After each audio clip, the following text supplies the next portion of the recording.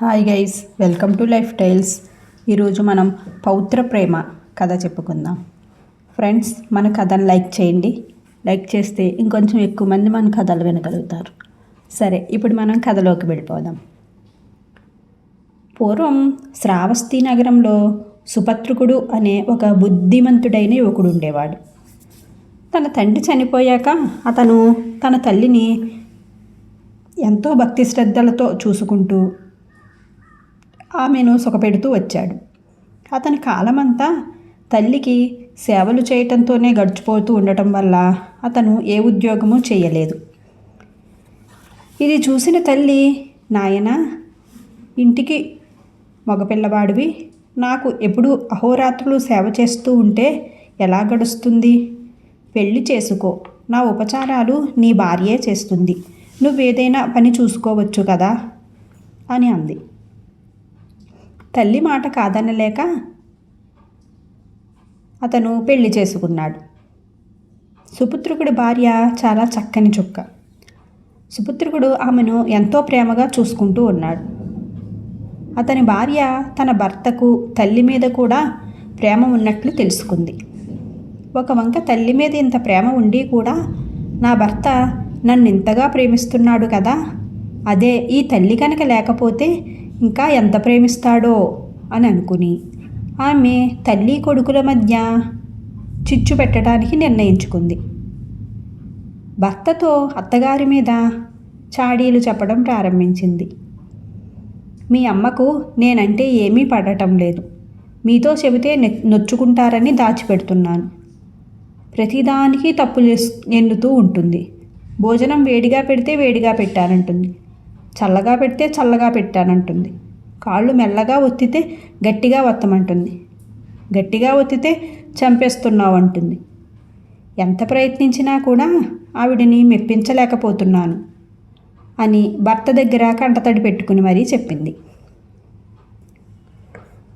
సుపుత్రకుడు తన భార్య మాటలు నమ్మాడు. తను తన భార్య సుఖంగా ఉండటం చూసి అమ్మ ఓర్చుకోలేక ఈ విధంగా తన భార్యను రాచి రంపాన పెడుతుంది అని అతను అనుకున్నాడు. అందుచేత సుపుత్రుకుడు ఒకరోజు తల్లితో, అమ్మా, నీకు ఇక్కడ సుఖంగా లేనట్టుంది, మరెక్కడైనా నీ ఇష్టం వచ్చిన చోటకు వెళ్ళి ఉంటావా ఏమిటి అని అడిగాడు. కోడలు చేసిన మోసం గ్రహించి అలాగే వెళ్తాను నాయనా అంటూ ముసలావిడ అదే గ్రామంలో ఒక బంధువుల ఇంటికి పోయి ఆ ఇంట్లో చాకిరీ చేస్తూ వాళ్ళు పెట్టింది తింటూ సుఖానికి దూరమై కాలం వెళ్ళబెచ్చుతూ ఉంది. అత్తగారు ఇంటి నుంచి వెళ్ళిపోయిన కొంతకాలానికి కోడలు గర్భవతి అయ్యి 9 నెలలు మోసి ఒక మగపిల్లవాడిని కంది.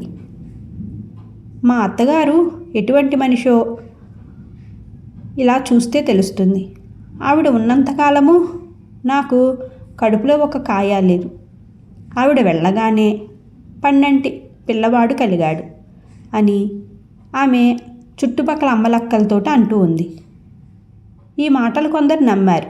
మరికొందరు తంపులు మారి వాళ్ళు ముసలావిడ దగ్గరికి వెళ్ళి, చూసావా మీ కోడలు ఏమంటున్నాదో, నువ్వు అక్కడ ఉన్నన్నాళ్ళు నీ కోడలికి పిల్లలే కలగలేదట, నువ్వు వెళ్ళిపోవటం చేతనే ఒక పిల్లవాడిని కన్నదట అని చెప్పారు. ముసలావిడకు ఈ మాట వినగానే మండిపోయింది. ఇంకేముంది, ధర్మమే చచ్చిపోయింది, దానికి దినవారాలు పెడతాను అంటూ ఆవిడ కొన్ని నీళ్లు, బియ్యము, నువ్వులు పట్టుకొని శ్మశానానికి వెళ్ళింది. అక్కడ పొయ్యి చేసి పిడతలో బియ్యం పోసి వండటం ప్రారంభించింది. అదే సమయానికి అటుగా ఒక మునీశ్వరుడు వెళుతూ ఆ ముసలామెను చూసి, ఏం తల్లి, ఎవరు పోయారు, ఎందుకు ఈ శ్మశానంలో వంట చేస్తున్నావు అని అడిగాడు. నీకు తెలీదా నాయనా, ధర్మం చచ్చిపోయింది, అందుకని దానికింత పిండం పెడుతున్నాను అని అంది ముసలావిడ. ధర్మం చావటం ఏమిటి, ఎవరన్నారు నీతో అని అడిగాడు మునీశ్వరుడు. ఎవరనాలి నాయనా, అధర్మం విజృంభించటం లేదు, నా మీద నానా మాటలు చెప్పి నన్ను ఇంట్లో నుంచి వెళ్ళగొట్టించింది కాక నా కోడలు పన్నంటి పిల్లవాడిని కనటం కూడా నేను వెళ్ళిపోయిన తరువాతనే కన్నదట. ధర్మం చావాలా అని అంది ముసలావిడ ఎంతో కోపంగా. మునీశ్వరుడు ఆవిడ ద్వారా అంతా జరిగిందంతా అడిగి తెలుసుకొని, పెద్దదాన్ని నిన్ను కొడుకు కోడలు ఇంత కష్టాలు పాలు చేశారు కదా, ఇప్పుడే వాళ్లను నా తపశ్శక్తితో భస్మీపటలం చేస్తాను చూడు అంటూ కోపంతో తన కమండలంలోని నీరు చేతిలో పోసుకోబోయాడు. వెంటనే ముసలావిడ అడ్డొచ్చి, ఊరుకో నాయనా ఊరుకో, వాళ్ళు నన్ను అంటే అన్నారులే, వాళ్ళు కాస్తా పోతే నా మనవడు దిక్కులేనివాడైపోతాడు, నా బంగారు తండ్రి అని అంటూ ఉంది. కంటితో చూడనైనా చూడని మనవడి మీద ముసలావిడికి ఎంత మమకారం ఉందో చూసి మునీశ్వరుడు నవ్వుకుని అక్కడి నుంచి వెళ్ళిపోయాడు. ఈలోపుగా ఈ వార్త ఊరంతా పాకింది. సుపుత్రకుడు, అతని భార్య, మరికొందరు పరిగెత్తుకుంటూ శ్మశానానికి వచ్చారు. ఇదేం పని, రామ్మ ఇంటికి పోదాం అన్నాడు కొడుకు. తన ఆట కట్టినట్లుగా తన నిజస్వరూపం తెలిసిపోయిందని కోడలు గ్రహించింది. తన మోసం బయటపడుతుందని భయపడి, బుద్ధి గడ్డి తిని ఏమో అన్నాను అత్తయ్య, నన్ను క్షమించండి అని తన అత్తగారు కాళ్ళ మీద పడింది. ముసలావిడ మెత్తబడి వాళ్లతో పాటు వెళ్ళిపోయింది. ముసలావిడ మనవణ్ణి చూసి ఆనందిస్తూ జరిగిందంతా వెంటనే మర్చిపోయి మనవడితో కాలక్షేపం చేస్తూ జీవితాన్ని సుఖంగా కొనసాగిస్తూ ఉంది. కథ సుఖాంతం.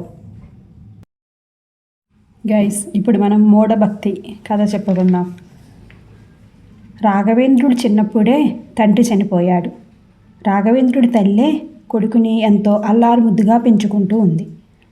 రాఘవేంద్రుడు చదువుకోవటానికి గురుకులానికి వెళ్ళాలంటే ఒక చిన్న చిట్టడవి దాటి వెళ్ళవలసి వచ్చేది.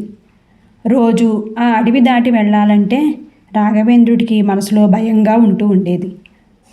ఆ రోజు గురుకులం నుండి రాగానే తల్లి ఒడిలో పడుకుని, అమ్మా, రేపటి నుంచి నేను గురుకులం వెళ్ళను, దారిలోని అడవిని దాటాలంటే నాకు భయంగా ఉంటుంది అని ఏడ్చాడు. తల్లి కొడుకుని బుజ్జగించి, నాయనా, దేవుడు సర్వాంతర్యామి, నువ్వు ఆ దైవనామస్మరణ చేస్తూ వెళ్ళు, దేవుడు నీకు తోడుగా అండగా ఉంటాడు అని చెప్పింది. తల్లి మాటలకు ధైర్యం తెచ్చుకొని, అమ్మా, ఏ దేవుడైనా పిలిస్తే వస్తాడా అని అమాయకంగా అడిగాడు. తల్లి చిన్నగా నవ్వి, నాయనా, దేవుడు ఒక్కడే, నీకు ఎవరు ఇష్టమైతే ఆ దైవాన్ని ప్రార్థించుకో, ఆ రూపంలో భగవంతుడి నిన్ను అనుగ్రహిస్తాడు అని చెప్పింది. నాకు ఆంజనేయుడంటే ఎంతో ఇష్టం, అతను వచ్చాడంటే భూతాలన్నిటినీ ఎంచక్కా దూరం చేసేస్తాడు, కీరింతలు వేస్తూ అన్నాడు రాఘవేంద్రుడు. మరునాడు రాఘవేంద్రుడు గురుకులానికి వెళుతూ దారిలో చిట్టడివి రాగానే, దేవా ఆంజనేయ, కాపాడు తండ్రి, నాకు భయమేస్తుంది అని ప్రార్థించాడు. ఇంతలో ఆంజనేయుడి నీడ అతని ముందు ప్రత్యక్షమై, నాయనా రాఘవేంద్ర, నీ వెంట నేను వస్తున్నాను పదా అన్నాడు. ఆంజనేయుడిని చూసిన సంతోషంలో శ్రీరామకీర్తనం చేస్తూ పాడుతూ అతని వెంట నడుస్తూ వెళ్ళాడు రాఘవేంద్రుడు. చిన్మయానంద స్వామి గొప్ప భక్తుడు. అతను పిలిస్తే దేవుడు పలుకుతాడని ప్రజల నమ్మకం. అతడు ఆ చిట్టడివి గుండా వెళుతూ రాఘవేంద్రుడిని చూచి ఆగి, నాయనా, ఎవరితో మాట్లాడుతున్నావు అని అడిగాడు. అదేమిటి స్వామి, నా వెంట ఆంజనేయ స్వామి వస్తూ ఉంటే మీరు ఆ విధంగా మాట్లాడుతున్నారు అన్నాడు. రాఘవేంద్రుడి మాటలకు చిన్మయానంద స్వామి ముఖం ఎర్రబడింది. బాలక, నాతోనే పరిహాసాలా? నేనే ఇప్పటి వరకు దైవాన్ని చూడలేదు, నీవేమో నా కళ్ళల్లో కారం కొట్టడానికి ఈ విధంగా మాట్లాడుతున్నావా అన్నారు. రాఘవేంద్రుడు చిరునవ్వుతో, ఆంజనేయ స్వామి, ఈ గురువుగారు ఈ విధంగా మాట్లాడుతున్నారేమిటి అని అన్నాడు. ఆంజనేయుడు నవ్వి ఊరుకున్నాడు. చిన్మయానంద స్వామి చిందులు వేస్తూ, బాలక, నాతో నవ్వులాటలా?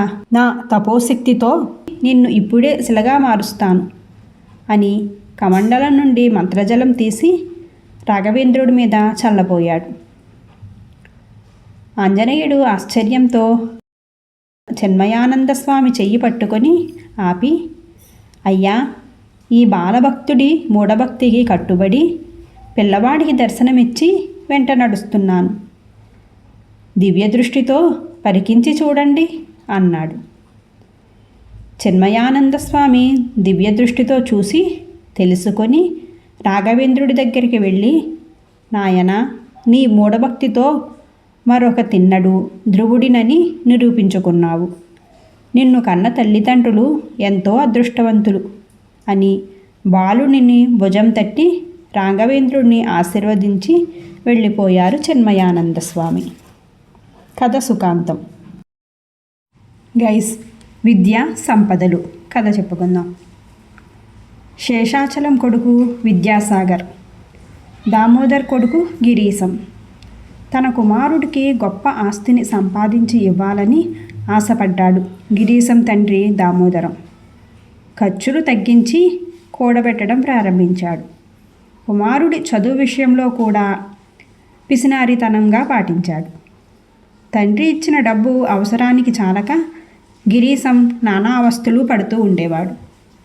అర్థం లేని పిసినారితనం ఏమిటని తండ్రిని అడిగితే, నేనేమైనా పట్టుకుని పోతానా? ఇప్పుడు కూడబెడితే ముందు ముందు కూర్చొని నువ్వే తినగలవు అని కసురుకునేవాడు.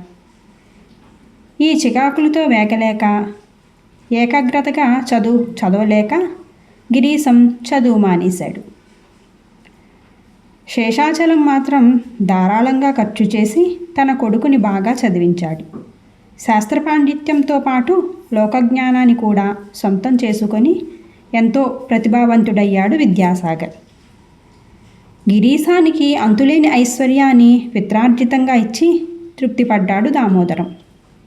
విద్యాసాగర్ ఎంతో విద్య చదువుకోవటం వలన సమయానికి తగిన నిర్ణయాలు తీసుకుని తండ్రిని మించిన సంపదను సంపాదించుకున్నాడు. గిరీశం విద్యాభ్యాసం సరిగా లేకపోవటం వల్ల, అసమర్థత వల్ల నష్టాలు చవిచూశాడు. ధన సంపాదన కోసం అక్రమ మార్గాలను అనుసరించాడు. అందులోనూ అనుభవం చాలక పట్టుబడి జైలు పాలయ్యాడు. అసమర్థుడి చేతిలో ఎంత ధనమైనా హరించుకుపోతుందని, ప్రయోజకుడు స్వయం కృషితో సంపదను సృష్టించుకోగలడని తెలుసుకున్న దామోదరం తన కుమారుడి పతనానికి తానే కారణమని జీవితాంతం కుమిలిపోయాడు. కథ సుఖాంతం. Thank you for watching guys. Friends, కథను లైక్ చేయండి. Thank you.